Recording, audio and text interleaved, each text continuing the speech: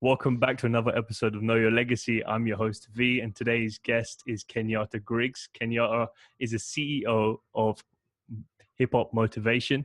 He's also an author, truth speaker, alchemist, and the owner of a super successful barbershop in LA, where he's cut the hair of people like Dame Dash, T.I., Raekwon, and so many others. Thank you so much for Right. taking the time to be here, man. Oh, thank you. I appreciate you having me on as a guest. Thank you. Most definitely, man. I mean, I was pumped when I came across your content on Instagram. That's where I hit you up initially, because the content that you're sharing is all about uncovering truth. And Absolutely. for me and so many other people listening, that's what they're about. You know, that's what people want. Right. When they're being sold lies these days, people want to Yeah. know what's actually happening. What aren't I being told? Why can I not live the happiest or the life that I see myself living? And so I'm glad that you're sharing that. I appreciate you for doing that, and we're gonna get into all of that stuff, you know, in this episode. But before Oh, we okay. do, could you just shed some light on what life was like before the barbershop? Because I know that was a big part of your life, you know, in the last 25 years or so. But what was it Right. like growing up before that? And were you always a truth seeker? Absolutely. Growing up, I moved around a lot from elementary school on up. I lived in different states in the United States, from uh, Tennessee, North Carolina, Cleveland, Ohio. And then when I was in California, I lived in places like San Bernardino, Long Beach, California, um, just different areas all over. My mother moved around a lot, so I never really stayed in a school any longer than 2 years. This is from elementary, from kindergarten up. So what I learned from just moving around a lot and being always being the new guy on the block. Excuse me, I had to adjust my headphones. Being the new guy on the block in different states and different cities, was that you have to learn how to adjust to whatever's going on around you. So it helped me to become a people person and just really like tune into my own personal magnetism on how to get along with people, and also do more listening than talking. And so that's how I gained so many friends and so many people that really still behind me all over the bubble, from just more listening and getting in tune with what they desire and what they like. And, as a friend, seeing what it is that they're into, opposed to just me throwing my stuff out there and just saying, oh, this is what I'm gonna do, this is what I'm gonna do, this is what I'm gonna do, because in a world where everybody's so caught up in the self, but it's an unenlightened selfishness that a lot of people are caught up in. People don't take the time to get to know and listen to other people and really see if they can assist them in their own desires. And that's where hip hop motivation came in way before I even came up with the concept. Yeah. No, is that something that just came to you naturally, like listening more than you speak? Yeah, it did. It actually developed over time. Like I really learned to do that from just listening to a lot of audiobooks. At first, initially, it was pretty tough, because, I'm so deep into hip hop and music like most people, but, a lot of times music, being that there's a beat behind the message, that distracts you from what you're really listening to.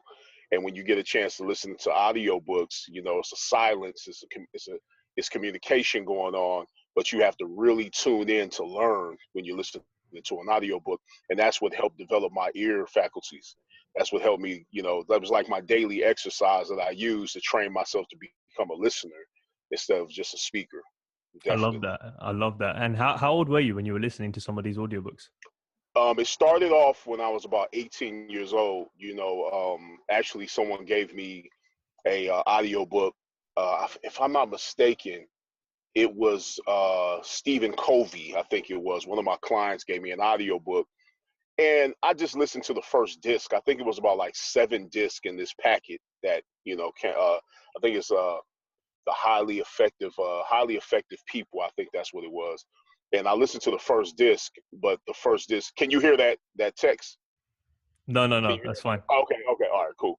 No, but I listened to the first disc, and it took me a while to really get into it. I had to, adjust my ears to fit the sound of the guy coming off. He didn't really speak how we spoke in the hood, so I had to adjust my hearing to really take in this information, because it always felt like school. When you're listening to your teacher, and it worked for me. It definitely worked for me. I mean, the message is a message, no matter who's saying it. Whether you speak in Yiddish, Spanish, whatever you're speaking, a message, if you really understand the message itself that's being presented to you, it's a beautiful thing. And so that's where the development came in, from just training myself through audiobooks.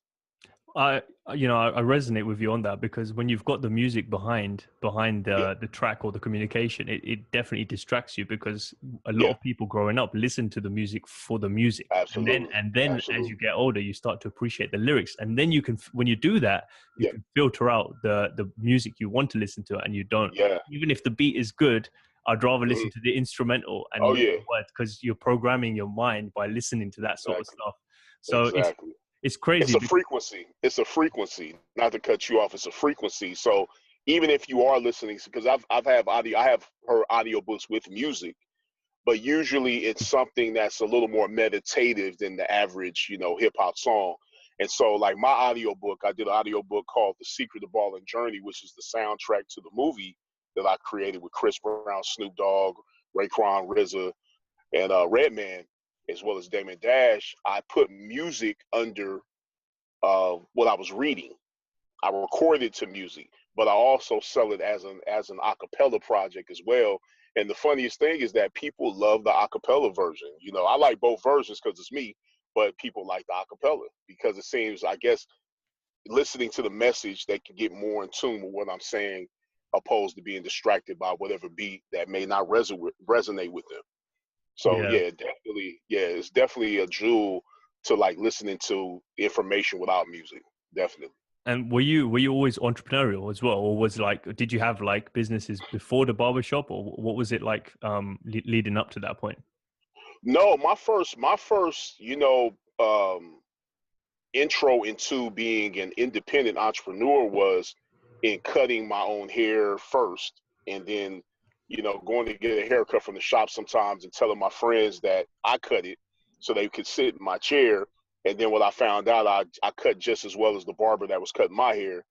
But it all started with my aunt, who was an entrepreneur. She was a school teacher for many years, but she stopped teaching school to go into the daycare system. So she created her own daycare facility within her house, at a time where you could have as many kids as you wanted to have in your household. Because now they limit it to a certain amount of kids per square footage.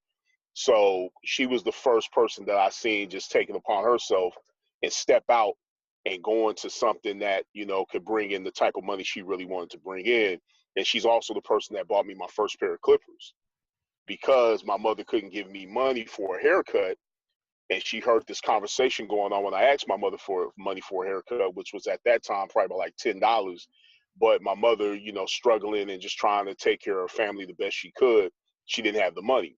So my aunt took it upon herself and asked me to go with her to do a little grocery shopping, and which I hated because she would be in the store forever. Older people, they be in there forever, go down every aisle and, making sure that the list is really taken care of. And then she had a daycare, so she had to buy stuff in bulk. Instead of going to the grocery store, we pulled up at a store called Service Merchandise. We used to sell, it was like an electronics store back in the day. They shut down now. But she took me in there. She took me down the section where they sell hair clippers. And she asked me, which clippers does my barber use? And I told her which one they were. I showed her. I didn't know what she was doing still. I thought she was buying some clippers for my Uncle Phil. And she bought the clippers and she said, here, this is for you, to take care of your hair in between haircuts, because a young man should always know how to do things for themselves instead of going out asking everyone else to do something for them. That was her philosophy. And I was shocked at that because on top of that, she took me to the barbershop where I got my haircut, gave me the $10, and took the clippers home for me and told me they'd be waiting there for me so I can start learning how to cut my own hair. And the rest is history. That's how it Wow. started. Wow, Yeah. man, that's crazy. So she literally Rest in peace. laid the Yeah, rest in peace foundation. on Betty. Yeah, she just Yeah, passed away this last year. Rest in peace on Betty. That's my mother's oldest sister. yeah. So yeah, she was definitely a jewel to the process and the journey that I'm on now. Most definitely, man. That's a solid foundation, and giving you the right mentality to go Mhm. into business with, by doing things independently yourself, and Absolutely. giving you Absolutely. that mindset to just hustle. Because Yeah. that's what, men should do, or at least Yeah. when you're in your masculine energy, that's what you should be going Yes. out and doing. So Absolutely. Absolutely, man. I just like, and I stand behind that because even for parents with children, or even just, mentors. It's very important sometimes that we ignite the journey of these young individuals. And sometimes when you ignite this journey, it doesn't necessarily mean it'll be that person's purpose, but at the same time, you may be igniting something that can really take care of themselves as well as their family, or put them in a position where they can hire other people. And that's what my Aunt Betty did, not knowing that she was going to do that.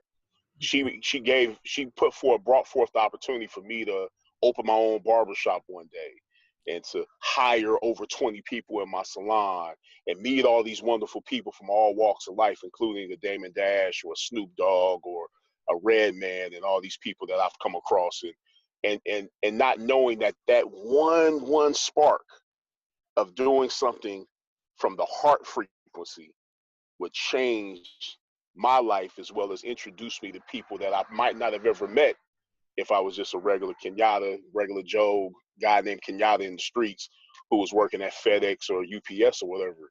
Not to knock those jobs, but I probably wouldn't have met those people.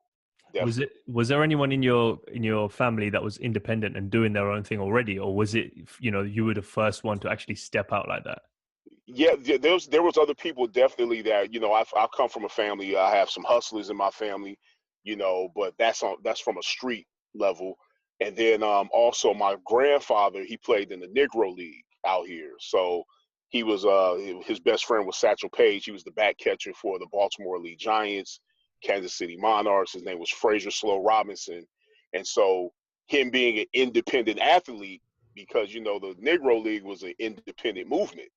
And what knocked them out was the major leagues, when they brought in Jackie Robinson, who played with my grandfather, because he used to always tell me the story that because Jackie Robinson went over to the major leagues and left the Negro League, it changed the game forever, where more people were tuned into the majors because they're bringing in black athletes. When he felt like in his heart they should have just stuck together, hung in there, because they were making money. They were making tons of money, man. Even as just a plain old league just full of black men. They were really making some money. They were actually do scrimmage games against people like, what's the guy's name? He played for the New York Yankees back in the day. I forgot his name, but they beat the crap out of them. You know what I'm saying? When they did little scrimmage games, it'd be like if you took all the black players in the NBA and put them against just some random basketball team, with all the athleticism and the work that's been done, and practice, and all the finesse, and Michael Jordan on the team with LeBron James and Kobe and the Kareem Abdul-Jabbar, and they were killing these teams. But what happens is a lot of times, people bring in a nice big bag of money and say, hey, can you come on over here and join us? And forever the league changed, and it pretty much destroyed the league when people started going over to the majors instead of staying independent. That's crazy. Yeah, I never even knew that sort of team existed, or that was part of baseball. And that's in brief. There's a bigger history to it. A lot more people, of course, but that's in brief. It was an independent league. Yeah. The funny thing is with history, the more you go back in time, the more you see how everyone's connected, like in terms of the countries and ancestry. And the further back you go, someone's mixed in somewhere at some point. So absolutely. It's just world history, basically, Absolutely. regardless of the country, regardless of which part of the planet you go to, it's had whatever's happened, maybe in the north or the south, has had a knock-on effect in the east and the west, so in some shape. Absolutely. So it's a beautiful thing, because like when you look at it on a higher level and you say that we're all connected to the same source of energy, so that makes us family. No matter what race you are, no matter how you look, how tall, how short, whatever gender, we're all family. We're all connected to the same spiritual bloodline, and that's the Most High God. If some people call it God, some people call it Allah, some people say Jesus. Whatever this source of energy is, we're all connected to it, because we wouldn't exist without it. Absolutely. Most definitely. And I want to get into the spiritual laws, because I know that's something you've studied heavily, but just before we do, if you just shed some light on what age were you when you got those clippers, and then what was it like leading up to opening your first shop and then the first few customers, because you must have done something right for you to attract the level of customers you did, and then for them to be loyal. Well, when I got the clippers. She bought those clippers for me when I was about like 12, 13 years old. And initially, I didn't start cutting a lot of people, at like as a 12-year-old, 13-year-old, but there was years of I call it self apprenticeship that was going on. And what that meant is I had to learn how to cut hair through cutting my own hair, just like my aunt was telling me. And so when I got to the level where my haircuts were looking damn near better than the barbershop, that's when I really turned it on and I started cutting a lot of my friends. And it started off with cutting a few children at a daycare center. And I kept going, kept cutting. And then my mother, on the other hand, she started to interfere with me cutting as many heads as I did because I was cutting them for free.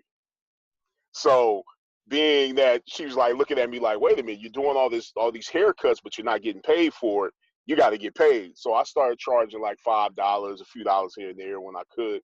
But I was so pleased with developing my skills that the money didn't matter. It didn't matter how much I was charging. It didn't matter if I got a dime. I was developing my skills. And something instinctively was in me that I just knew this. I knew that I had to develop my skills in order for me to go to the next level of cutting hair. Because initially, everything that I wanted to do with cutting hair started off when I saw covers like the brand Nubian cover from back in the day, the All for One cover, when I saw how sharp that Grand Poobah was on the cover, or looking at Big Daddy Kane's flat top, seeing all the designs at that time that people were wearing in the 90s, because that 80s and 90s era was such a unique era in hip hop. And I was at the perfect age to really embrace it and be fully enmeshed in everything that was going on, because I was like I was a teenager. I was going into junior high school, then going into high school during the golden era of hip hop. And that's a beautiful thing. And so once I turned 18, I was dealing with a young lady that I eventually married, and she got pregnant. Teen pregnancy, 18 years old, but I'm out of high school. I actually graduated, did what I had to do. So I had to figure out a way to take care of my family, because me being the man that I am, the one thing that I do know from the men that have been involved in my life growing up is that, you stand up for whatever's in front of you. You don't fold under pressure. You don't leave your children or your family alone. You take care of your responsibilities no matter what. And so what I did was I went and checked myself into a beauty college. And because I already knew how to cut hair, so now my mission was to learn how to cut women's hair. So I finished beauty college, got out of school, started working at a shop down the street from my beauty college, which was on Crenshaw Boulevard in Los Angeles. And, initially I would say the first few days and the first weeks, the first months, let's just say like that, it was damn hard because I didn't really understand the process of building clientele. And so what I would do is, like, my first few days there, I kept constantly calling my mother to come pick me up after being there for an hour because I didn't do a haircut. So Sorry, I didn't bro. understand. So sorry to just cut you off there, but your finger's covering the camera. Oh, Yeah, cool. oh, okay. So Yeah, what cool. That's happened it. was I would be there for like an hour or two, and I'm like, hey, can you come pick me up because I didn't do a hair today, and I started, and my mother was like, no, you have to sit there. She didn't do hair, but she knew that in order for me to build clientele, I have to just stay there. And the clientele still wasn't growing like that. I still didn't have clientele until I started taking a look at the barbers around me, because some of the barbers that were there at the time, they would take walk-ins. And what a walk-in is a new customer that comes through the door. These guys were already established, a lot of them, but they still wouldn't give me that client. I had to actually go out and do my own fishing. So I started paying attention to their habits. I said, you know what? I'm not going to allow them to keep me in this position where I don't have clientele. So I started paying attention to their habits, their good habits and their bad habits. And the one bad habit I saw was that none of the barbers that I worked around had a set schedule. They didn't come in early. They came in later in the day. And then a lot of times when they would come in, they would be, say, in the back of the shop smoking weed or doing different things that wasn't really congruent with business or running a business. And so the owner of the shop at the time, I started asking him, can I come in earlier because they had a situation where the janitorial service that the shop was using at the time, they fell out and they moved out of town, and something happened. And so I asked the guy, could I clean the shop? I just took it upon myself, and this is at 19 years old when this happened. And he was like, okay, well, we'll test it out, see what you can do. I was like, yeah, I'll just, you don't have to pay me, as long as I can come in early. And he was like, I'll tell you what, you don't have to pay booth rent. And my booth rent at the time was $65. So he said, just don't pay booth rent and just come in, clean the shop, make sure everything's straight, wash the towels, mop the floor, do all the special things that it takes to run a business. I said, cool. Now I don't have to pay booth rent. Now I can just go all out and just build my clientele. So I started coming in the shop to clean the shop at about 5 o'clock in the morning, so I can get finished at least by 6:30. I will open the salon doors at 7 in the morning consistently. I'm talking about 6 days a week. I will open that salon door at 7 a.m. And what happened was I started attracting a clientele that, like a lot of professional people, like doctors and lawyers, because a lot of those people, they need haircuts before they go to work or before they go downtown, before they go to court. And my clientele went crazy. Everything grew, and a lot of the barbers and beauticians didn't get there until 11 o'clock. So mind you, from 7 a.m. all the way to 11 o'clock damn near every day, I had that slot of time where I was the only barber in that shop, and my clientele grew and increased over the matter of 2 months, to the point where I was making more money damn near than the barbers that would come after I would get there. I already had about $300-400 in my pocket before they would even come to work. And so from there, I just kept grinding, kept doing my thing. And then a situation happened with the owner of the shop where he got tired of the business. And he asked me, did I want to look into taking it over? And here again, 19 years old, going on 20. And I barely had an apartment I was living in with my child's mother at the time. And I just said, you know what? Yes, I would love to take over the shop. And not knowing that you needed money to start a shop, you need different things to, get things going. I didn't have any money. I didn't have a savings at the time. I barely had a bank account. But I stepped into it and I started saving my money and putting it towards building the shop. And then the first thing I did to really build money and to bring in some passive income was I developed a hair care product. I found a chemist, got with him. I started developing I had like 18 different products, and I would just sell grease, shampoos, conditioners, astringent right in my salon as a form of passive income to take care of all the things I need to take care of, like painting and all the stuff that goes along with running a shop. And I started off with 5 people renting booths, and it went up to 22 people at a time renting booths for me at $100 to $150 a week. They were paying me. And here we are today, man. I did it. I did it for 18 years straight. That is crazy journey right there. But it starts with you just wanting to put the work in at the beginning. Did you always? Absolutely. Did you know intuitively, like in terms of when it came to building and passive income? I mean, that right now that's preached by a lot of financial gurus and adverts on the internet, like everywhere. But you seem to have just picked up on that naturally. Like, all right, cool. I need to make some extra money. How do I do it? Let me make an extension of the brand that I've already got. Most people don't think that way. So I want to break down the thought process of how you got there. Right. Well, the thought process of doing that at the time, this was around the time when the book Rich Dad Poor Dad came out. And the funniest thing is I didn't really know it was called passive income until I read that book. That book is what introduced me to the verbiage passive income. I didn't know what that was. All I looked at it was when I developed my product is bringing in some extra money. You know what I'm saying? I didn't have the definition of what passive income meant. It was just extra money because I had my money for my bills, which was the money that I worked for, the things that I brought in at the time. But I was looking at it, well, if I want to run this shop and I want to take this business to the next level, because it definitely needs a facelift. When I got it, it was okay, but it needed a facelift. It needed painting, it needed new chairs, it needed all types of different things. that it would take for me to really attract new business to the salon, as well as new beauticians and barbers. So I had to come up with a way to bring in some money to take care of these things, and I went into the hair care product business. It could have been anything at that time. I could have sold candy. I could have, you know, did all types of different things, mixtapes, whatever was going on. But I said the best thing to do is to have some form of product that someone can leave with when they leave the salon. You know, since it is a hair shop, why not sell a product? And that's what I did.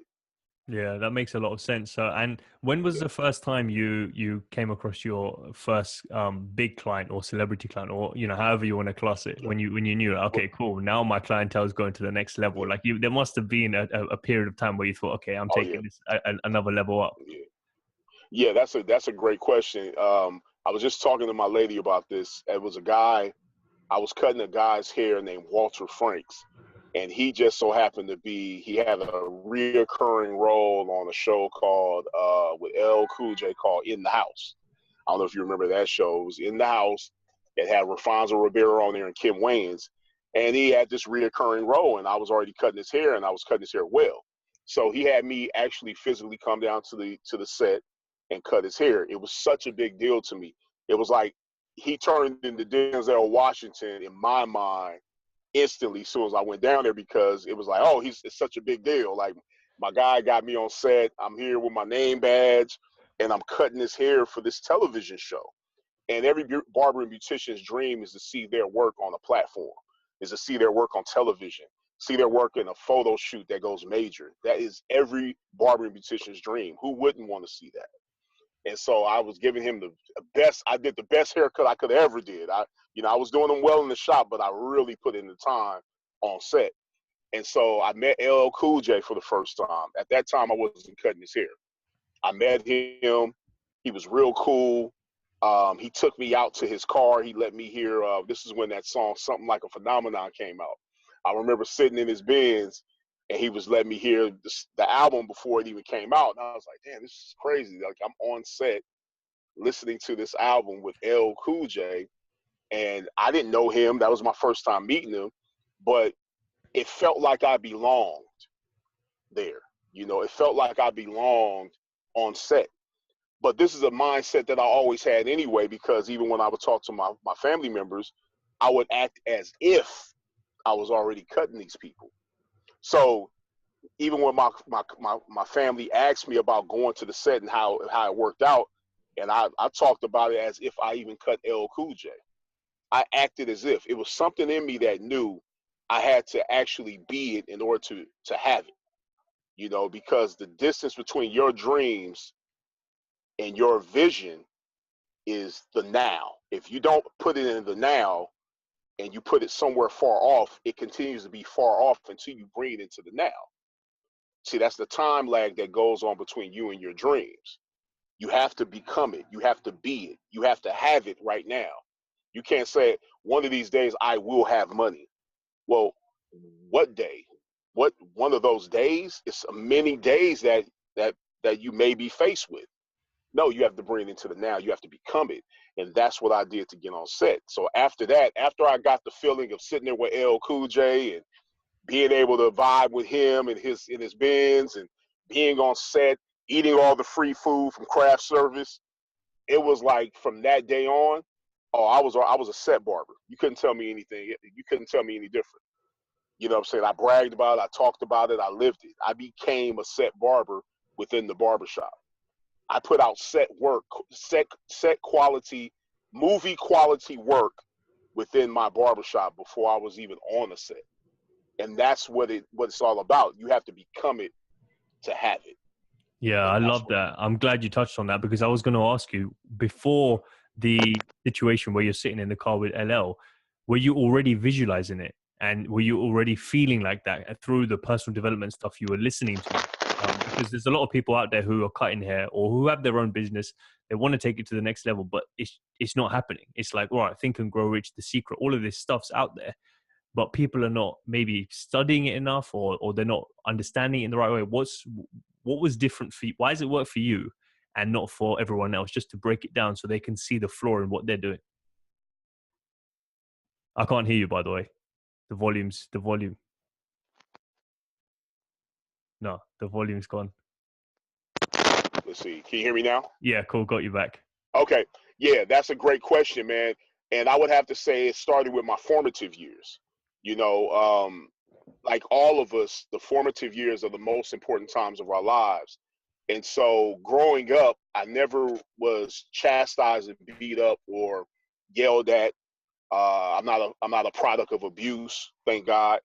I know there's a lot of people that go through that, and they can also resubmit new information into their mental hard drive to take them away from that feeling of not feeling their best, or going through that abuse, because abuse is something that is just, it's horrible.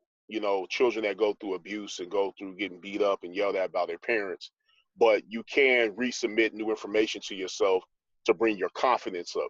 My confidence was always there because I didn't get beat up. I wasn't getting treated a certain way. Even when my mother and father divorced, my mother still had so much love for my father that she never told me that he wasn't shit. You know what I'm saying? Or that I was just like him. Oh, you doing this and that. Even though my father got caught, like most men get caught, cheating.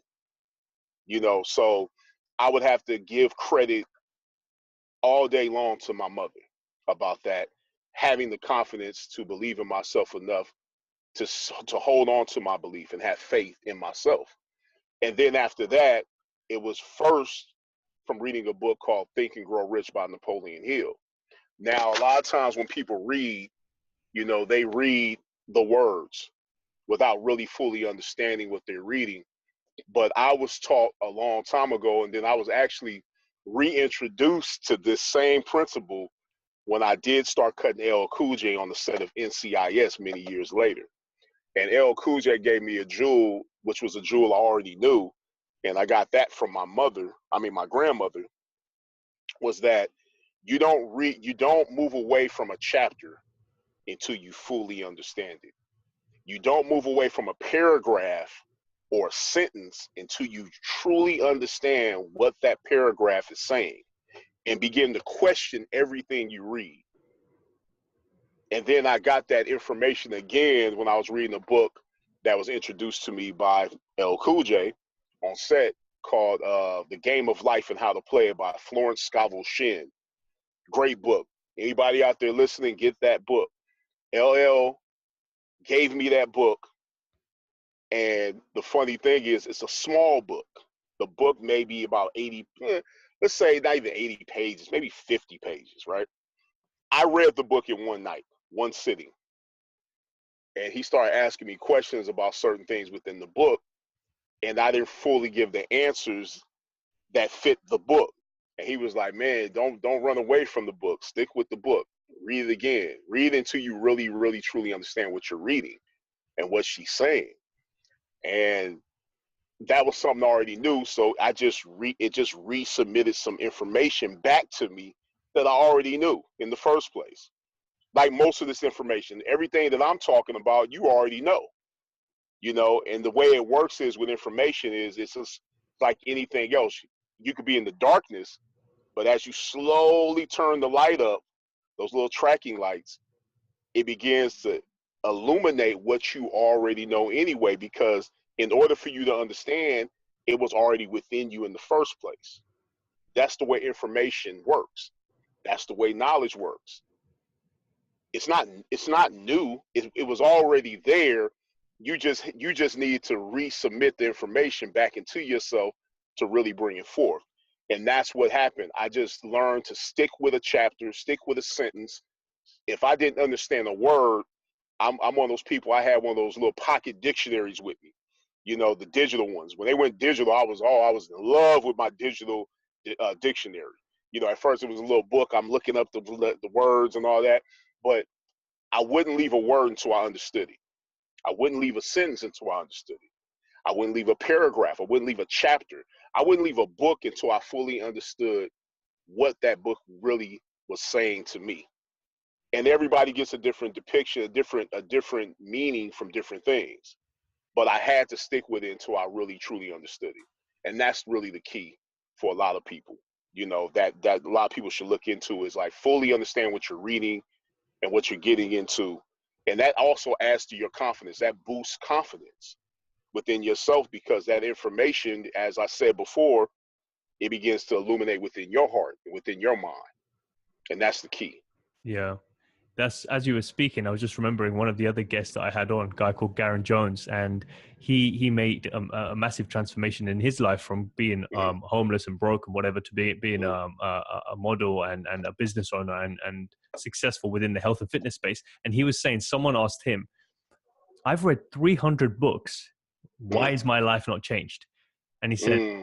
he said, "Don't worry about how many books you've read. Worry about how many times you've read one book." Yeah, Yeah. And absolutely. he read The Power of Positive Thinking by Norman Vincent Peale over Mm-hmm. 300 times for him Yes. to fully understand it, embrace it. And Yeah. that's when his Yeah. life changed. And he shared the Yeah. quote about Bruce Lee. He said he doesn't practice 1,000 kicks one time. He practices one kick 1,000 times. That's what Thousand makes him times. lethal. That's what makes him lethal. Yes. And we're in Yep. this society where I think it's part of this societal concept of the more you have, the better, the more you're progressing, Yeah. and Yeah. the more possessions that you have, and it's just not the case, because I No. used to be that type of guy where I thought, Yeah. okay, what's the next book, and Yeah. you're Yeah. hoping that the secret is in the next book. Mm-hmm. And Yeah. this is going back to what you said about the messenger sharing truth at the start. I Mm-hmm. think universally it's all a universal truth that everyone's sharing, just the messenger is Yes. different. That's it. Yeah. The message Absolutely. is different. Absolutely. And you So can learn from anything, man. You can learn, like, one of the most profound things you can learn from is children, watching children play at a park. If you have little cousins, watching them play with other children that may be of a different race, and seeing that they don't have those definitions in their head that they get from adults, where, hey, that person is a certain way, that person's black, so don't do this, that person's white, so don't do this, that person's Arabs, don't do that. All these different things that begin to define us and that we use for our own definitions of how we see life really interfere with the process of becoming a great human being. And so it's the same thing, man. I just stick to the script. I don't put out there how many books I read. I read a lot, but the reason I can move on from certain books is because I take the time to fully understand it first. And that's the same thing that your guy was saying that you interviewed, as well as Bruce Lee. Don't move away from things too fast. Stick to it and really fully see, if you read it forwards and backwards, you know, actually apply it, practice it within your own life, and then go back to the book or go back to the information and see if it works for you. see Because there's not just one answer for one thing. You know what I'm saying? There's so many different answers. There's so many different ways of approaching different things. So it's a beautiful, beautiful time we're living in with a lot of information. See, the funny thing is, the reason that works is because once you've read it, your Mm-hmm. level of consciousness and your knowledge is not the same, Mm-hmm. because now you've read the book. So when you Yeah, revisit it, you're revisiting and rereading it with that new yeah, level of consciousness. So you're going to see something absolutely. else. So Yeah, I read The Alchemist maybe 6 or 7 times now, and every time there's something new. good You book. just you Yeah, just that's you a good just book. keep finding Yeah, something more and more. yeah, So yeah. I mean, I'm curious. Obviously, LL, dropped some wisdom on you, and he Right. gave you, a massive Mm-hmm. helping hand by giving you that. Mm-hmm. Were there any other gems that you remember from the people that you met? Because all of these guys were at a high, Yeah, caliber, guys and girls at a high caliber. yeah. So what were some of the other things that really stuck with you? Man, another one was one time, as of recently, what's funny is Redman, he's been in the business, as you know, many years, since 1991, I think it was, when his first album came out. And the one thing he learned from business that he shared with me one day I was calling him, and I had texted him. I was like, hey, man, you know, I just texted him out the blue asking him for something. I think it was like, so, I mean, we can link up and do something, whatever we was trying to do, because we're friends. And he was like, man, start saying hello first. How's everything going? And then text me whatever it is you're asking me to do or whatever it is you want from me. But we're friends, so he's telling me this, and I get it, because he said, because I learned that a long time ago in business myself, because people can tune you out when you start doing that to people, and they can take you and you start turning into an asshole to people, instead of getting in tune with, is this person okay? And let me just blurt out what I want from you instead of seeing if you're okay, if, you know, your mother might have passed, something might have happened, you might have just got into a car accident. Let me find out how you're doing first before we go into whatever it is I'm trying to ask you. And that was a beautiful gift of information that was resubmitted to me from Redman, you know, and that was probably like about 4 months ago that I got this information, because I didn't even realize I was doing this. You know, because when we're with our friends and we talk to people, you know, hey, what's up? What time can I come by? You know, because I'm in a client barber relationship a lot of times, when people hit me and be like, hey man, how many people you got? What time you gonna be at the shop? It's not no, hey man, how's everything going? What's up? And all that stuff. So me being used to that, I had to break the pattern and start asking people how they were doing before I went in and started talking to them about whatever it is I wanted to talk about. And it worked out for me, because you actually gain more friendships. People actually, the liking element begins to grow within your personal relationships. And that's the most important element. A lot of people say love. The liking element is the most important aspect of any relationship. If people don't like you, they don't want to fuck with you. You know, sometimes if you look at your family, you got people that you love, but you really don't like that person. So what happens when you don't like someone? You don't go around. You don't hang out with them. You don't be trying to talk to them on the phone. But when you like someone, what happens? You make time. You try to figure out a way to get around that person. And that's the most important element, the liking element. Most definitely. Yeah. I think it's important to just, pause and for those who are listening, to pause and think about how they're building relationships, because at the end of the day, Yes. someone else has your money. Yeah. They have to like Yeah. you to spend money with Yeah. you. Like Right. your Absolutely. profit and your part of your dreams to fund it lies with someone Yeah. else. So business is all about Absolutely. building relationships. And Yeah. so I'm glad you touched on that point, because Yeah. I was wondering if you could share some insights on being in business for this long. What are some of the profound business I guess lessons or gems that you've picked up that have helped you get this far, for those who are maybe at the beginning of their journey, or they're in the middle where it's kind of messy and they don't know how to take it to the next level? Well, one of the main things that I've learned, as far as, when different obstacles arise within business as well as life, is that I live by the quote that says things don't happen to you, they happen for you. And so what that means to me is, and it can mean something else for you, what it means for me is that whatever is in front of me that looks like an obstacle, looks like it's going to be a hardship or a hard time, it's very important for me to go through the process and grow through the situation instead of going through the situation. It's very important to grow through the situation than going through the situation. And what that means is it builds character.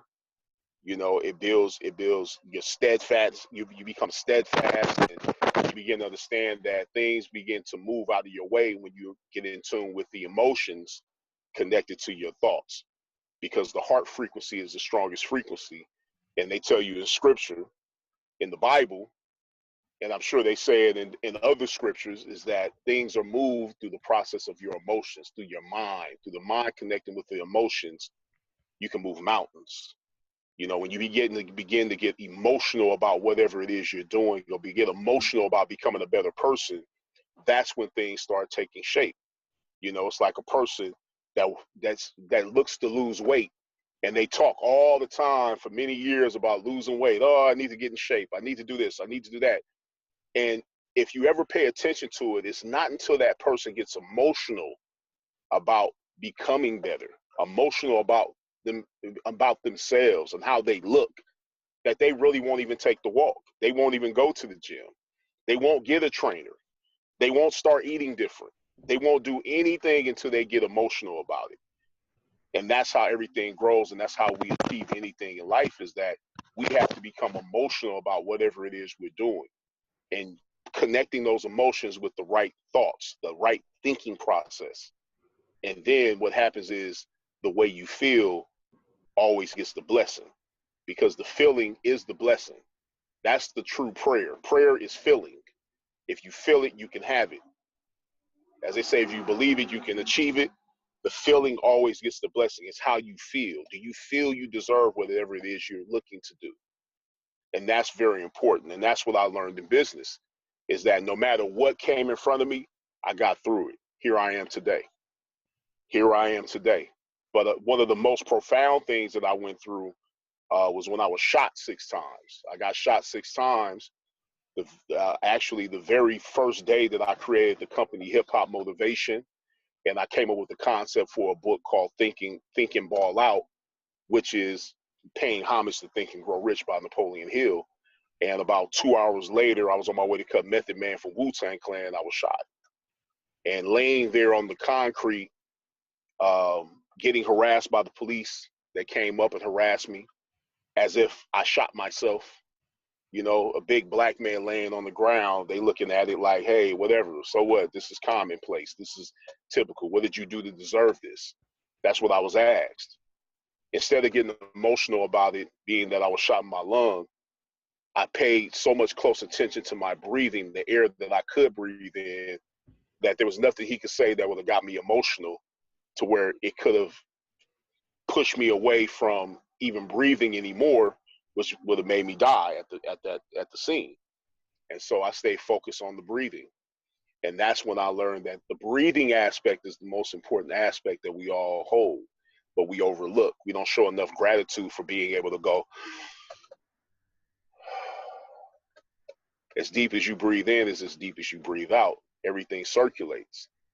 Breathing is the most important. That's how you stay in tune with everything, the ethers of the universe. That's how you go into deep meditation. That is the most important thing, is learning how to breathe, concentrating on breathing. Breathing is a healing mechanism. It's the fulcrum of power within yourself. As you know, when you get upset, what do they tell you to do? Breathe. When you breathe and relax, you begin to relax yourself. You begin to gain control. How do you gain this control? You gain this control through controlling the breathing, controlling the breath, paying attention and concentrating on breathing. And I learned this laying on the concrete bleeding out of my wounds, shot in my liver, my lung, all over my body, you know, in critical condition. But I learned that lesson because every lesson and everything you go through is a blessing. Because you don't go through things, you grow through things. If you're able to have breath in your lungs, there's another chance of conquering something.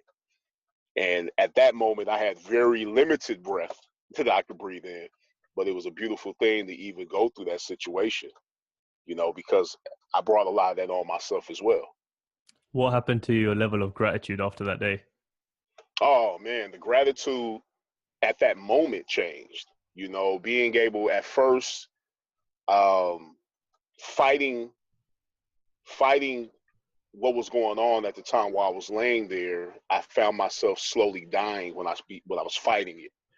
And I say fighting it was the aspect of not being able to breathe in as deep as I could breathe in. I was fighting it. Oh my God. So I started panicking. I even panicked a little bit for an instant when the cop said to me, when he walked up to me, standing in my blood, asking me, what did I do to deserve this? There was a slight panic that came over me. But what happened was I stopped focusing on the fight.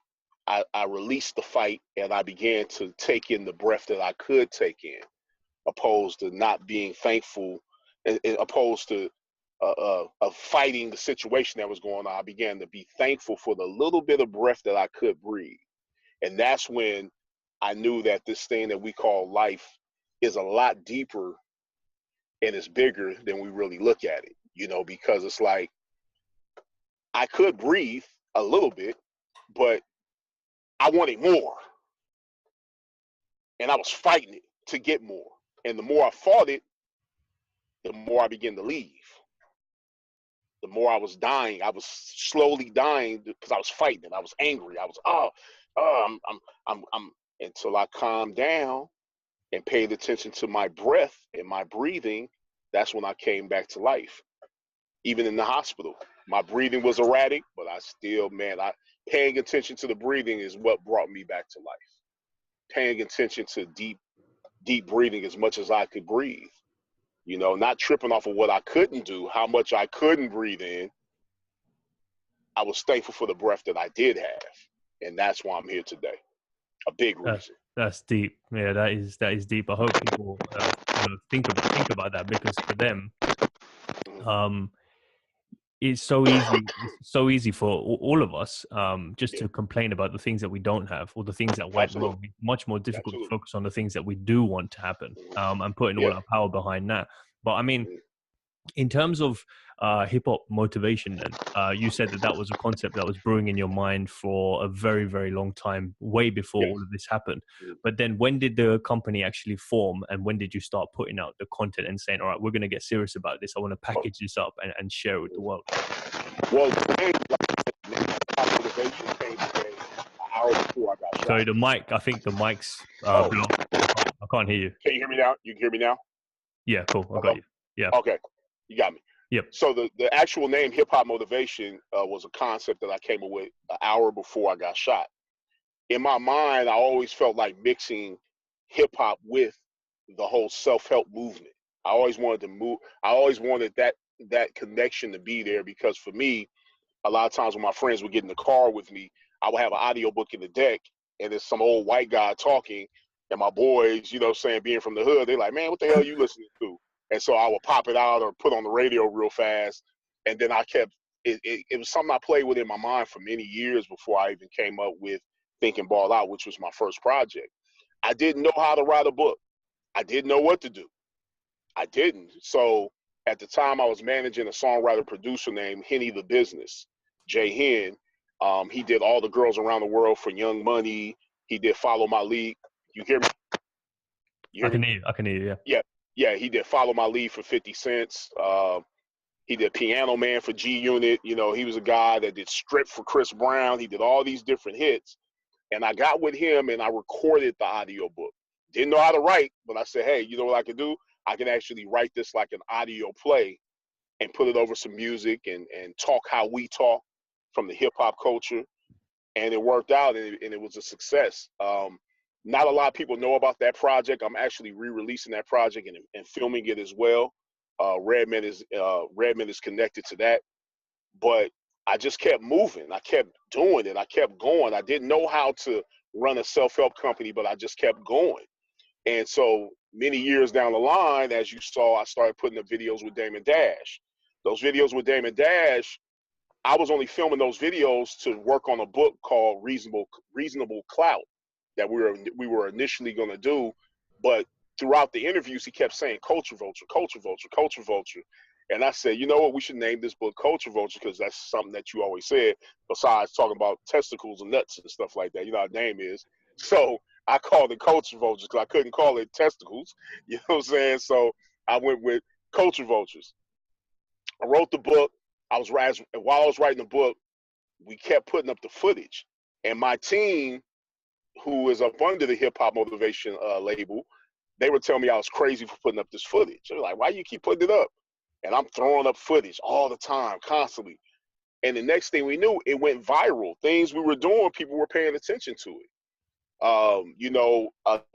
And it's funny because the video that really gave us the recognition initially was when around the time when Solange and Jay-Z had that little elevator incident, and Dame talked about it briefly, but it went viral, and from there we just kept going up and up. And the views went crazy, and we were on World Star Hip Hop, and all these different people were talking about us. And my first experience with going viral, and it was amazing because I remember when we first started, we had probably like 4 or 5 subscribers, and I was one of those subscribers. You know what I'm saying? So I know that the process is about one stone at a time when you're building something. It's just one thing at a time, just like building my clientele in the shop. I connected that with building my self-help company, which is Hip Hop Motivation.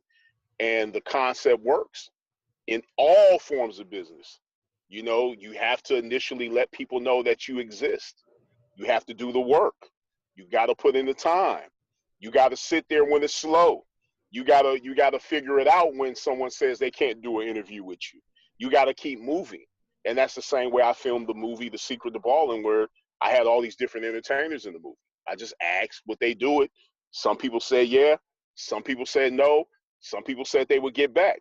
There was actually a lot more people that were supposed to be in that movie, but it didn't work. But it still worked because I kept going. I didn't stop. And that's what life is all about, resolve. Continuous movement no matter what is taking place. Keep your resolve. Stay focused on what it is you're doing. That's the key. Definitely. I think from everyone that I've, read about and everyone that I've spoken to so far, and I'm sure you can attest to this as well, is that if you don't stop, there's no way that you can't win. Like, it's Absolutely. like quitting is the ultimate failure, because Yep. the journey just ends there. Because up Yeah. until that point, the failures are the same path to success. It's the same thing. Like, Yep. success is just the end result. That's it. Yeah. It's a journey of failure, and the success Yeah. is the outcome. That's it. Right. So you got to Right. just change the perspective on it. But um, That's it. you've put out a lot of content for it. I've seen all the videos on Yeah. Instagram, on YouTube. It's amazing stuff to enlighten people that are in Thank you. darkness about this sort of thing. Um, Thank you. but in terms of this, the spiritual laws, because there's invisible laws that are driving everything that you've done, everything Right. that you're sharing about other people that they've done, like LL, etc., and many Right. others. But if you can just break down some of the main spiritual laws, I think, did you say there's 5? 5. No, there's 7 universal laws that are connected to everything in the universe Okay, yeah. that I live by. But like anything else, I would say the most important law. All laws are important, but the most important is just the law of faith. You having faith in yourself. Because your belief in God is your belief in yourself, as your belief in yourself is your belief in God. And I live by that principle. you know whether you're trying to get a girlfriend, whether a woman's trying to get a certain type of man in her life, the first belief is self-belief. No one can believe in you until you first believe in yourself. You won't even get people to help you on your journey, or try to help you build whatever it is that you have in your mind to build, unless you first believe in it. No one can believe in a thing that doesn't exist first in the mind of a man or a woman. It has to first exist in the mind in order for it to come to fruition. And the love story, God's love story, is conscious and subconscious mind. The love story of God is the conscious and subconscious mind being played out every single day within every human being, whether you know it or not. The conscious mind is male, that's the husband. The subconscious mind is wife. The husband implants the seed of belief into the womb of the subconscious mind, and the subconscious mind gives birth to it. And that's how we see all of these wonderful inventions and things that we're able to use, including this phone that we're using right now, including this app that we're using. um, I forgot what it was called, but whatever we're using, that's how we're able to use it, because people first had something in the mind, and then what happens is the seed was planted, they worked on it, and that's the pregnancy process. That's the trimester process, because in business, as in life, how we all came forth through our mother's womb, we had to go through the trimesters of the process, the incubation, the development stage, the manufacturing that was going on that we didn't even see, that was going on in the womb of our mothers. And then there's a birth that takes place. And that's what success is. It's understanding the process. See, if you understand the process and what it takes to become successful, as you just said, quitting stops the journey. But if you don't quit, you will see the results of your work. And that's what success is. It's the happiness on the journey as well. And so that one principle, the principle of faith, believing in things that are unseen, is a very, very, very important principle to always look at and always to apply to your life, and check your faith at all times, because disbelief means it's not going to take place. It's not going to happen. When you believe, that's when things begin to happen. And things are already taking place based on to the degree of your belief. There's a birth already taking place. There's a seed that's been planted. So as strong as you believe it's here now, it's as fast as it will come. It's not the same process as birth, but it is the process. It doesn't mean that if you think something today, it'll be here in 9 months. Nah, that's not the way it works. It may be 9 minutes. It may be 9 days. You know, hey, it may be 9 years. Who knows? But the process, understand that the seed is planted once you believe. It's based on your belief. And that's how you see the birth or the manifestation of whatever it is you desire, based on your conscious belief. because the subconscious mind doesn't reject whatever the masculine principle, which is the conscious mind, believes. It doesn't reject it. It takes it on. The womb is wide open, ready for you, ready for the seed. So be careful what you believe. Be careful what you're planning. I think most people fall down in the journey from going to the known, from the unknown to the known, which is Absolutely. the invisible to the visible, because they have no idea how long it's going to take, and because that's a period of anxiety or mystery, because you can't put Right. a time on it, you can't control the Right. process. You can only do 50%. The other 50% Right. is the universe, God, whatever it is, Right. making and preparing all of the synchronicities for it to happen, what you ask Right. for. But we don't see it Absolutely. that way. And Yeah. there's something powerful that Wayne Dyer said in an interview with Oprah, and he said he always thinks back to what Albert Einstein said, and paraphrasing, he said, "I just want to be able to see like God." And what that means is having the bird's eye view, how everything is going to be mapped out years from now, months from now, decades from now in my life for the thing that I Right. asked for, because then I'll see Right. everything as a lesson and as a blessing rather than Right. life happening to me. And so I love that you put emphasis on that. And Absolutely. to reiterate on that, I mean, do you do something to embody that every single day? Like, do you have a morning routine or certain rituals you do to keep your faith Yes. grounded, to keep your vision strong? Absolutely. Absolutely. Well, the first thing that I apply, Your one of fingers my, sorry, your fingers oh, just hold covering the top. on. Let's see. Hear me now? Okay. Hold on. I was trying to hold it. Yeah. Well, the first thing that I apply every single day is I don't get out of bed until I first meditate. Meditation is the key for me. I know a lot of people, they have a problem with meditation or sitting still for a certain amount of time. I did as well, but what I learned is that if you can sit still for a minute, you turn it up a notch next time and sit for 5 minutes. And you say, like anything else, the more you do anything, you get better at it. And so now I just lay and I meditate. I might meditate for a full 30 minutes on by listening to my breathing to turn within. And then I return and I start my day. But I never start my day without meditation. You rarely see me just jump out of bed and just run off into the shower and just hauling ass outside, because, I'm but also what comes into being able to do that is that I'm a time person. So, I write out my goals the night before I turn in. I write down everything I have to do for the next day and I plan it. Proper planning can put you in a position where you're able to meditate early in the morning before you do anything. And then after meditation, of course, always get water. I'm drinking water before I meditate a lot of times, water, food. And I always make an effort to work out, now more than ever. Before I would do little small things, but now, I have a trainer and different things. So I put in at least an hour and a half a day into bettering myself physically, which is also important towards raising your vibration emotionally, getting your emotions right, because you want to be at a peak state when you face the world. You want to be at a peak state when when you're going after your goals. And the best way to get into a peak state is through exercise. Some form of physical movement, some form of activity like running, taking a walk walking at the beach, a park, whatever you can do some form of something active every single day, and that keeps your energy up. And then after that, I always do like an hour reading. I do an hour or more reading every single day and listen to audiobooks. And then I start my day. You know what I'm saying? But these are daily rituals that I believe in, and I live by.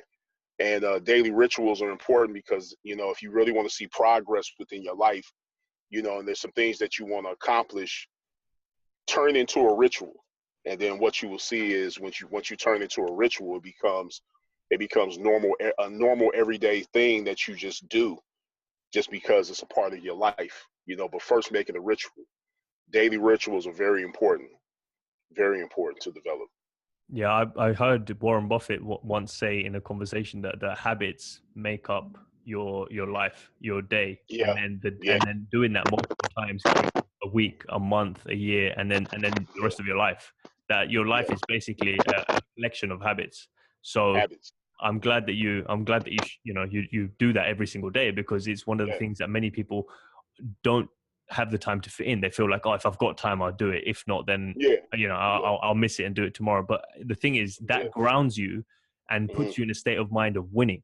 Because when yeah, you've done that, you yeah, think, oh, that's a small win. I've done it, and now you can yeah, control the rest of your day. It's yeah, life is just a brain game. If you can yeah, trick your brain into thinking you yeah. have control, then that's it. Hmm. Then it will fall under That's the key. under your Hmm. slavery rather than you being That's the slave key. to it. Absolutely. You said the key right there. That's the first law of the universe. Mentalism. Everything that you experience and everything you go through is based on psychology. Everything is based on psychology. Your relationships. If you're in a loving relationship, the psychology within that relationship is what makes it loving. You know, and vice versa. Whatever the psychology is within that situation, you see it. It's going to come to the surface. It's going to show you, what you are and who you are. And that's what relationships are all about. Relationships are really based on you getting to know yourself better. It's not really on you knowing the person, it's you to see yourself. And this is the same with our friendships, with our homeboys and our homegirls, our intimate relationships, our family relationships, is for you to take a better look at yourself and see where you're at. And that's why, I stress to so many people, especially if they're young men and women, is it's very important to go on dates. It's very important to date a lot of people. Not have sex. You don't have to have sex with a lot of people unless that's what you want to do. But go on dates. Check it out. Introduce yourself to another way of thinking. There's different types of people out here. And as you begin to go on these dates and you get to meet these different people from all walks of life and just all over the world, what happens is you begin to get a better understanding of what it is you like and what you don't like, what it is you want and don't want. And that's an important aspect to growing and becoming better on all levels, on all three planes of existence: the spiritual, mental, and physical plane. It's through experience, through going through certain obstacles, doing certain things, flying overseas, checking out a different part of town, meeting some different people, having a conversation with someone, and this is very important to like actually developing yourself. And that's the blessing of me moving around a lot as a kid, because at first I hated it. I hated moving around until I actually sat back and looked at it. And I said, now I see why my personality fits with people from all walks of life, because I've been around so many different types of people. I know exactly what type of lady I like. I went on so many dates. I was a self-proclaimed player. I have children by different women, but I actually, you know, I've cheated. I've done all kinds of stuff. I've had experiences that brought me forward into the consciousness I'm in now, to where I understand certain things and certain principles, and I no longer commit transgressions towards anyone, which is breaking the law, the natural law, not man-made law. And that's why the first law is the law of mentalism. That's the first universal law, the law of mentalism. I And think once you get into that law, then you get to understanding that, wait a minute, if I change my mind, I can change my world. That's the law. Everything's psychology. so. How do we? So I love that you brought that up, because that's the foundation of what all of these personal development Mhm. books pretty much talk about. But how do Right. we? How, from understanding that, then how do we then live in higher vibration? Because it's when you're in alignment with a certain Mhm. frequency or vibration, that's Mhm. when you start to see your life being created by you. You become a Right. sculptor. You become an Absolutely. artist. You become a creator. So from your experience, how do you live in higher vibration? Well, it took me a while. Like I said, like a lot of people, I've read so many different books. I've studied different things. I've listened to audios. I've been around so many different clients that enlightened me on certain situations and things. But what really brought me forth was when I truly got the directions and instructions on what this whole thing is. And those instructions and those directions are universal law, and there's seven in total. The first being the law of mentalism, which is the first, saying that the all is mind and the mind is all, and that the universe is mental. That's the first law. The second law is the law of correspondence. The law of correspondence states that everything on the outside is a mirror that's giving and showing you the reflection on what's going on within yourself. The as above, so below. As below, so above. That's the law of correspondence. The law of vibration is where you get the law of attraction from, that like attracts like.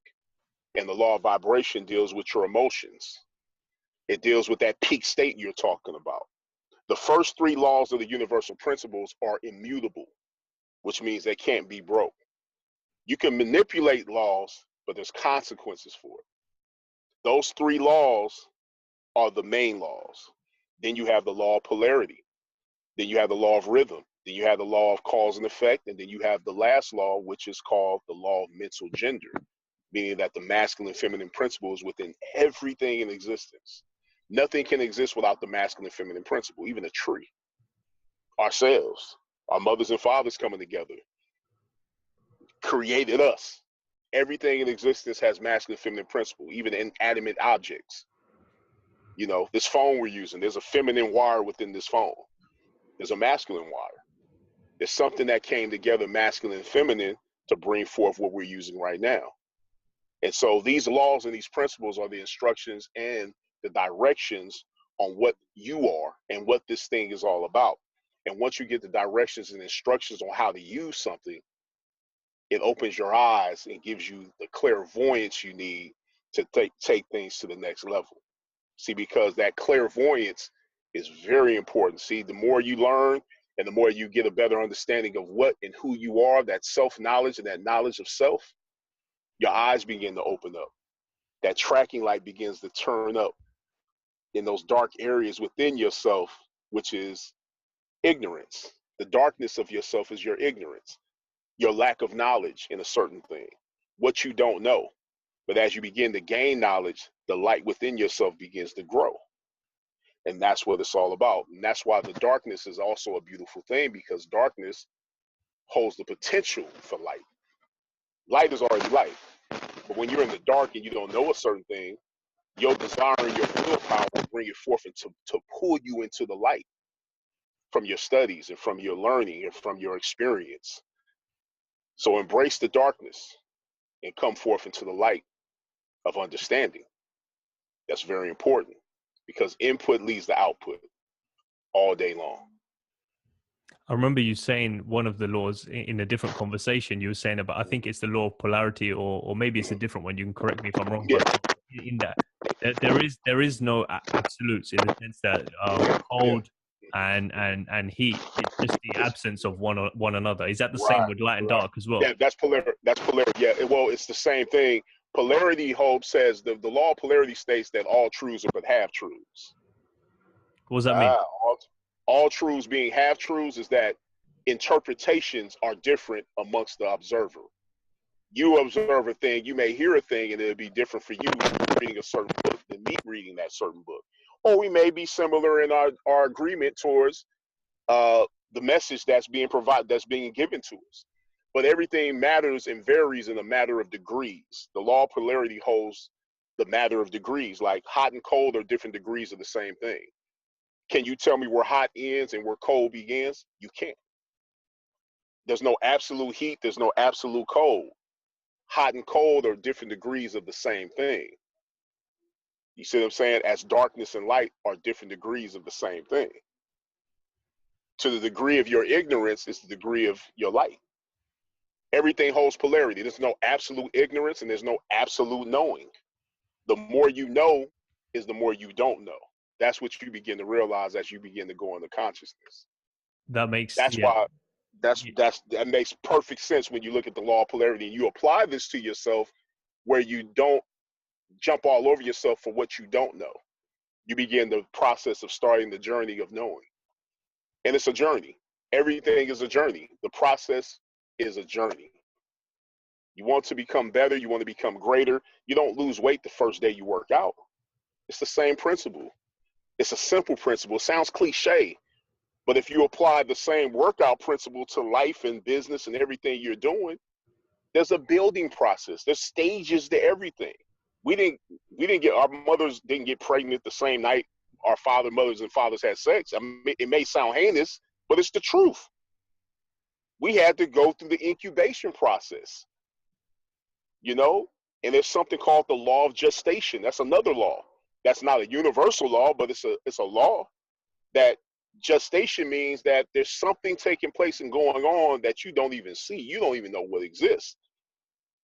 You can get the finest microscope and you thinking, oh, well, nothing's happening right there. I had my dream. I imagined all the possibilities. I did all the thinking. I did all the reading. I did all the chanting. I did all the work. I had vision boards. I did all this stuff. I put my affirmation post up all over my wall, and it's not working. Well, there is a law of gestation, but gestation, just like any physical birth, is aborted by the seed of disbelief. You can abort the seed through disbelief. Just the same way on the physical aspect, you can abort a physical seed. It's not about right or wrong. It's not a moralistic conversation. This is about your belief and your disbelief. Disbelief and belief are one and the same. It just varies in degrees. How much do you believe? To the degree you believe that God is within, is to the degree you will see the work. You will see things happening that people will look like, oh my God, you're doing this. Oh, it's amazing. But that's based on degrees. Hot and cold are one and the same. Light and dark is one and the same. Just matter of degrees that separate everything. As you're talking, one of a philosophical quote came to me that I read a long time ago. I think it was by Plato, and he said, "I know that I know nothing." Yeah, and yeah. I think that's in essence what you're saying. That's a beautiful statement, and that's a beautiful statement. It's the same statement. The more you know is the more you don't know. That's why a lot of times, always, in interviews, I've been asked this before about Dame, when we're doing these videos, and you see me sitting there quietly and I'm listening to him and just letting him talk, you know how he does. And I shared with one time because somebody asked me something about something he said. And every time I'm listening to him, you can go back and look at the videos. In my mind, yes, I agree with most of the things he says about business because I've actually applied them myself in the salon. But because it works for me doesn't mean it'll work for you. Because it worked for him doesn't mean it'll work for you. All truths are but half truths. Yes, you're saying this, that's how it worked for you, and you're saying this is how it's done, but there's not one way to do a thing. There's many ways you can do it. You could have had a jazz artist, not a rapper. It's different ways of getting results, whatever it is you're trying to do. So when I'm listening to him, I'm not listening with the stance of, oh, everything he's saying is the truth. No way. No way. I understand that all truths are but half truths, and it gives me confidence in any conversation I have with anyone that's trying to push something on me or sell me something, or the snake oil trick with the religion and all this stuff. I just listen without judgment because I know that's that person's level of consciousness. So I don't fight people on what they believe. Some people believe in Islam, some people believe in Christianity, some people believe in nothing. Even an atheist believes in something. They believe that God doesn't exist, so that's belief. So what's the problem? Whether you believe or you don't believe, that's up to you. But one thing for sure is that we all enter this world the same way and we leave this world the same way. And what else? Breathing is the most important aspect of it all. If you don't breathe, if you don't circulate, you die. Breathing is the most important. Think about it. It's no, you're right. Like everything you just said there, like I just wanted to scream because you're dropping truths, and the thing is, most of us when we go into a state of illness or there's something wrong with us, we go to the doctors or the hospital. Right. No one ever says, "How's your breathing? How's your sleeping? What are you eating?" Yeah. All of these things that raise your vibration. All of the basic things that you might be doing wrong. If your basic survival needs are not being met properly, then something will go wrong. Yes, and that's why today I breathe very deep. I do a lot of deep breathing exercises throughout my day. That's a part of my rituals. That's a part of my meditation. It's very important to breathe deep. You can breathe as deep as you want to breathe. You can take in as much air as you can take in. But guess what? As much as you take in, as much as you shall give out. Even when you're giving out, we're giving carbon monoxide to vegetation. And what does vegetation give us? Oxygen. See, something's going to be given. You can't have the piece of cake and hold your penny. You have to give to receive, and that's the law of rhythm, the fulcrum of life, the pendulum swing that goes back and forth. Something has to be given in order to receive. And what you receive is from what once was given. But the name of the game is to stay above the pendulum swing and look at both ends of the swing as one and the same. And that's the story that you've heard when they talk about the character or the so-called person, whatever you believe, named Jesus that walked on water. To walk on water breaks natural law. But the reason that he walked on water was he was above the pendulum swing of ups and downs. He was above the highs and lows of life. And how did he stay above it? He stayed neutral to what was going on. He looked at the highs like the lows and the lows like the highs. They just existed. He looked at both of them just as an experience of whatever was going on. So what happened, he brought on a form of neutrality to whatever went on. And that's why he was above the trials and tribulations of life, the ebbs and flows of the ocean. He was above the ups and downs of the waves and different things going on. He was above it, if you believe in that story. But that story, anytime you see Christ and you see the story of Jesus, you put yourself there. Don't praise things outside of yourself. Praise the thing within yourself, the Christos within yourself. The Allah is you. That's what the Allah is. You praise that. Every place you see that, you put yourself. Everywhere you saw Job in the Bible, everywhere you saw these different characters, it's you. It's you. You're the master. Go back and watch the movie The Last Dragon from back in the day, from 1984. The movie was based on once Bruce Leroy found out that he was the master, what happened? He had the power. Once he realized it, that's when he started kicking Sho'nuff's ass. Before that, Sho'nuff was putting a whooping on him. Why? Because he was looking for things outside of himself with that little gold medallion he had. He was thinking that, oh, I need this. I got to find the master. No, the master is within yourself. Divinity is within. It's not something outside of yourself. It's not something that you have to find unless it's within yourself. Because your belief in yourself is your belief in God, and your belief in God is your belief in yourself. Absolutely. For those who are religious, or even for those who are not religious, Right. you know, we've all heard the saying, you're made in the image of God, and Yes. you can put universe there, you can put whatever name you want to put there, force, whatever. Mm-hmm. But if that's the case, then logically there's a piece of that thing, force, God, in you. Absolutely. So you hold the understanding of how to recreate. You just need to understand yourself to understand how your vehicle, the body, the mind works so that you can operate at a peak level. Self, that word self. One of my favorite words is the word selfish.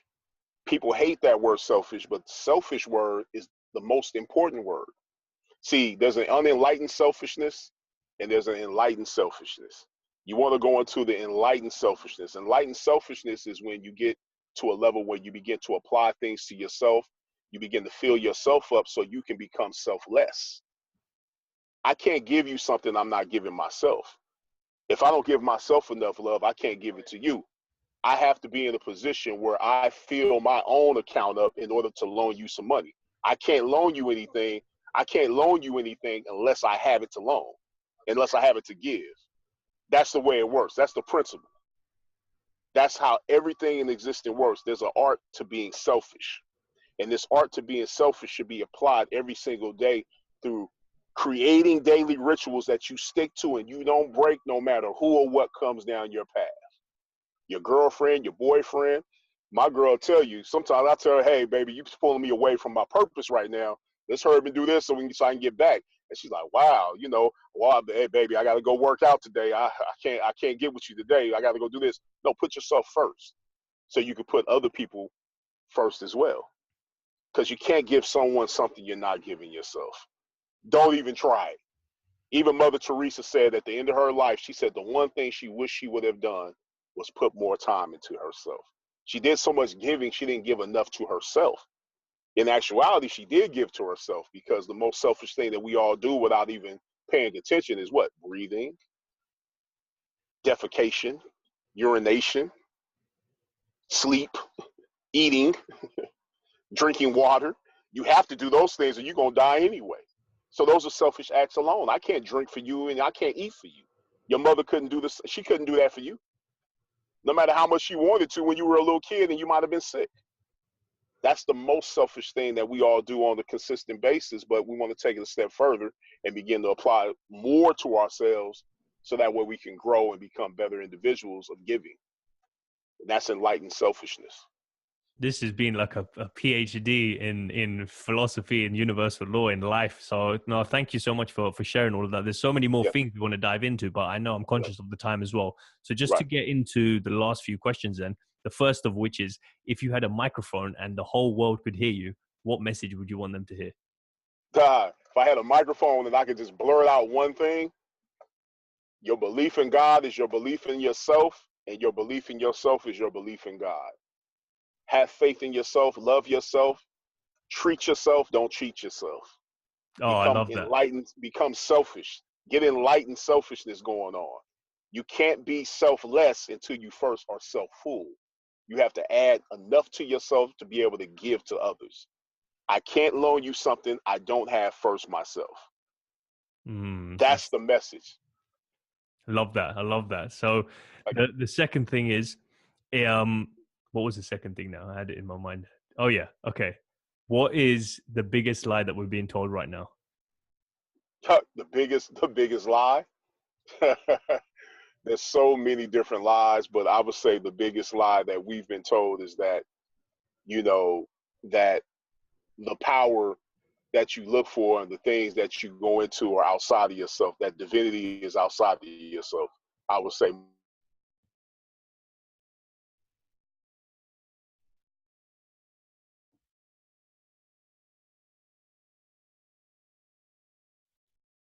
outside of yourself. And everything you need is within yourself in connection to other people as well. But the power is within, not without. Yeah, I love that. And, they're right now with the media and everything else that's around us, it's all distracting us to think about what we need externally rather than something that we need internally. So right, I'm glad that you made that point. But the last question is, with everything that you've done and everything that you're going to be doing in the next few decades, what's the legacy you want to leave behind? Well, the legacy, if I was to write my own obituary, I would like to say that, I want to be presented as a giver. I'm a receiver, but I want to be presented as a giver of information to help people bring people forward into a certain level of consciousness. I know that the more I know is the more I don't know. So my whole objective is to just be a giver of information as fast as I learn, as fast as I want to give it. That's the main thing, and I've done my job, man. Everything's about circulation. As we breathe in, so shall we breathe out. I love that, man. Yeah. If people want to find out more about you, the content that you're putting out and everything that you're going to be doing, what's the best place for them to do that? They can go to the Hip Hop Motivation YouTube page. Make sure you follow me on Instagram at hip_hop_motivator. And they, as well as I'm on Facebook, not as much, but I'm under Kenyatta Kari, Khari. And also they can drop me some lines at ballininfo, BALLIN info @gmail.com. And then they can go on the merch site, www.hiphopmotivation.bigcartel.com. Check me out, man. Drop me some lines, man. Let's stay in tune. And I have a lot more to come. I'm working on Hip Hop Motivation, the book, as we speak. Most definitely. I love that, man. No, thank you so much for taking the time to drop those gems. And I definitely look forward to doing part 2 just to get into everything else that Anytime, man. Anytime, man. Let's do it again.